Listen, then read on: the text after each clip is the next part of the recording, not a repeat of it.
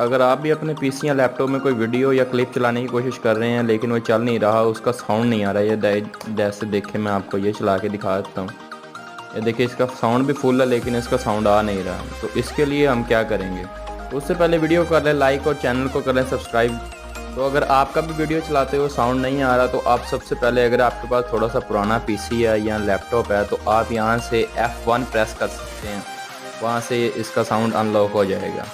Number 2, अगर आप latest model laptop का इस्तेमाल कर रहे हैं तो आपको यहाँ पर एक अलहदा से बटन दिया हुआ है साउंड ऑफ ऑन का।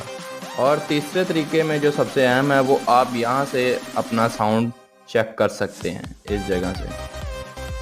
ये देखें, अगर आप यहाँ पर क्लिक करें तो यहाँ पर 100 फुल होने के बावजूद भी यहाँ से आपका साउंड बंद हो सकता है। यहाँ से आपने यहाँ से इसे ऑन कर लेना है और ये आप अब चला कर देखें, साउंड आ गया है।